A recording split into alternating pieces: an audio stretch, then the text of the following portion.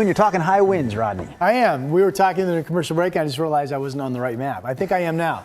Let's see which map Rod is on. That's the right one. Oh, good. It worked out. Mr. Carney, your comments saved my weathercast. Thank you. All right, this is for a storm front coming in tomorrow overnight into early Thursday morning.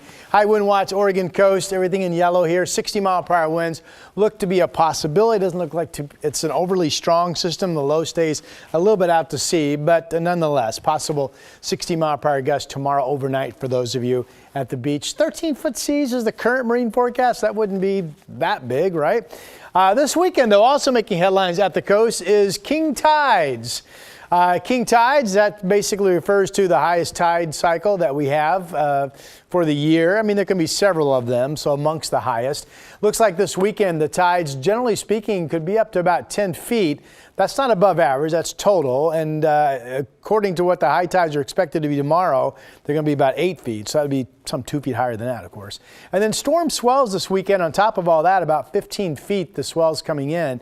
So obviously best to keep a safe distance. That's this coming weekend. And with the high surf coming in with the storm watch tomorrow night as well. All right, clouds spilling across much of our state. They're thin, partly cloudy skies out east.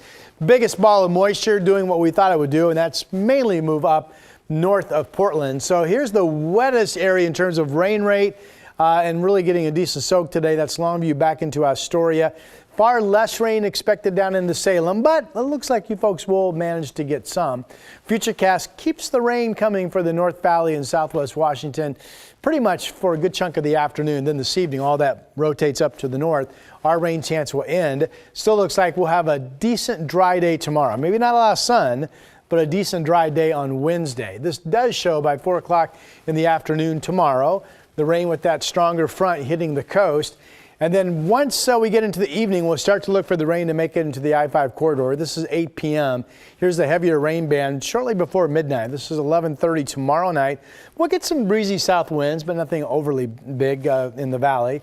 And then more shots of rain. This is the second shot of rain showing up Thursday morning at 10 o'clock. So that's what's coming with that stronger system again for Portland and Salem tomorrow overnight into Thursday. Back to this afternoon, one of the wet inland areas will be right here in the Kelso-Longview area.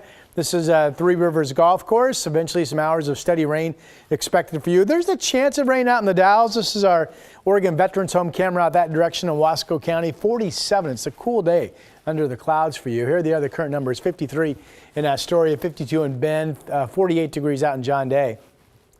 Numbers at 4 p.m. this afternoon. It is mainly dry east of the Cascades. The Dow's just getting into that far eastern end of possible rain moving in this afternoon. Temperatures statewide pretty much will be in the 50s. We talked about today. We talked about tomorrow being dry until the overnight and then occasional shots of rain still coming on Thursday. There's another front Friday morning, another one Saturday night.